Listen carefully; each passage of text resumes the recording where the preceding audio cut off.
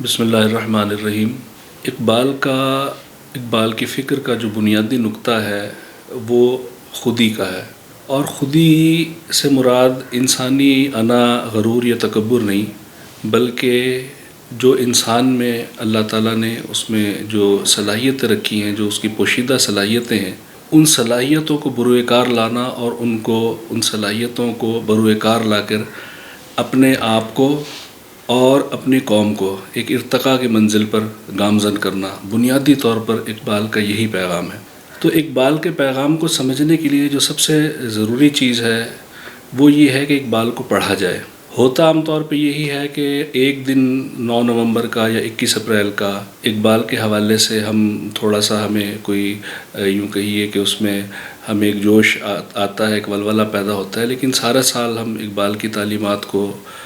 فراموش کر دیتے ہیں۔ اقبال کی تعلیمات کو جب تک سمجھا نہیں جائے گا اس وقت تک ہم تحریک پاکستان کو نہیں سمجھ سکتے۔ تحریک پاکستان کے مقصد کو اگر آپ نہیں سمجھ سکتے تو آپ بنیادی طور پر پاکستان کو نہیں سمجھ سکتے، اور پاکستان کو جب تک نہیں سمجھیں گے اس وقت آپ ایک معزز موقر قوم کے طور پر سربلندی کے ساتھ زندگی گزارنے کے قابل نہیں ہو سکیں گے۔ تو اقبال کو سمجھنے کے لیے سب سے ضروری چیز یہ ہے کہ آپ اقبال کے ساتھ کچھ وقت صرف کیجئے، اقبال کی کتب کا مطالعہ کیجئے، ان کی کتب کو پڑھیے اور دیکھیے کہ اقبال کیا چاہتے ہیں، اور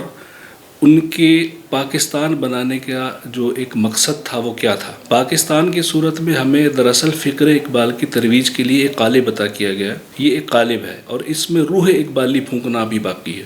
جس دن اس قالب میں روح اقبالی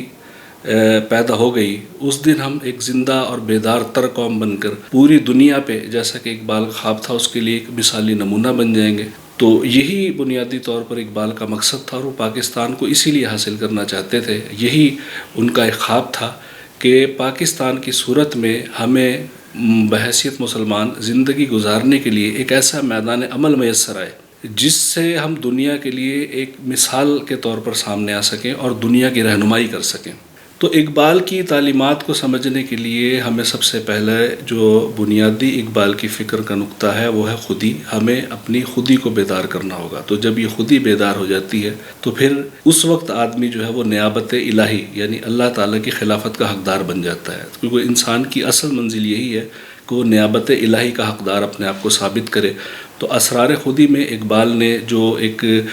خودی کی تربیت کے جو مراحل بیان کیے ہیں ان میں اطاعت اور ضبط نفس، اس کے بعد جو ہے وہ نیابت الہی کا مرحلہ آتا ہے۔ تو ہمیں اقبال کی تعلیمات کو سمجھنے کے لیے اقبال کے ساتھ وقت صرف کرنا پڑے گا، اقبال کو سمجھنا پڑے گا، اور جب ہم اقبال کو سمجھیں گے تو اسی صورت میں ہم جو ہے وہ پاکستان کے مقصد کو سمجھ سکتے ہیں۔ تو ایک تو یہ بات ہے۔ دوسری بات یہ ہے کہ اقبال نے اپنی فکر کی تمام تر توجہات جو ہیں وہ نوجوانوں کی طرف مرکوز کی، اور اقبال کو نوجوانوں سے پوری طرح یہ امید تھی، جیسے کہ ایک عام طور پر آپ شعر سنتے ہیں کہ نہیں ہے نا امید اقبال اپنی کشت ویراں سے، ذرا نم ہو تو یہ مٹی بڑی زرخیز ہے صاحب کی۔ تو اقبال کو نوجوانوں سے بڑی امیدیں تھیں۔ تو نوجوانوں کو خاص طور پر چاہیے کہ وہ اقبال کا مطالعہ کریں، اقبال کی فکر کا مطالعہ کریں، کیونکہ اقبال نے پورا ایک پاکستان کی صورت میں صرف ہمیں خطبہ الہ آباد میں نہیں بلکہ ایک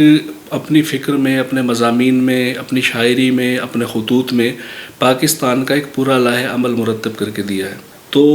پاکستان کا جو لائحہ عمل مرتب کیا ہے، پاکستان میں سیاست کیسی ہوگی، پاکستان میں حکومت کیسی ہوگی، پاکستان میں نظام کیسا ہوگا، پاکستان کے جو ہے وہ نوجوان کس طرح اپنی زندگی بسر کریں گے، پاکستان میں جو ہے وہ ماؤں کو کیسا ہونا چاہیے، والدین کو کیسا ہونا چاہیے، تو ایک اساتذہ کا کیا کردار ہونا چاہیے، علماء کا کیا کردار ہونا چاہیے، صوفیہ کا کیا کردار ہونا چاہیے۔ تو اقبال نے تربیت کا کوئی گوشہ جو ہے وہ اپنی تعلیمات میں جو ہے وہ فراموش نہیں کیا، اور اسی وجہ سے جب آپ اقبال کی زندگی دیکھتے ہیں تو وہ صرف جو ہے وہ ایک مصلح نہیں، ایک ناقد کے طور پر بھی سامنے آتے ہیں۔ انہوں نے جہاں جہاں جس جگہ اگر وہ کہیں علماء میں دیکھتے ہیں کہ علماء جو ہے کہیں فکر اقبال سے، کہیں فکر اسلام سے انحراف کر رہے ہیں تو وہ علماء پہ تنقید کرتے ہیں، کیونکہ اقبال کے خیال میں اسلام کبھی قدیم نہیں ہے، اسلام ہمیشہ جدید ہے۔ اسلام جس دور میں بھی ہے وہ ہمیشہ جدید ہے اور انسان کی ترقی کی، ارتقاء کی ضمانت ہے۔ تو اقبال کی تمام تعلیمات جو ہے وہ اسلام اور قرآن کے گرد گھومتی ہیں. دوسرے لفظوں میں یوں کہیے کہ قرآنی تعلیمات کی تفسیر اقبال نے اپنی شاعری کی صورت میں، اپنے جو ہے وہ خطبات کی صورت میں اور اپنے مضامین کی صورت میں وہ ہم تک منتقل کرنے کی کوشش کی ہے، جن کو سمجھنا ہمارے لیے بے حد ضروری ہے.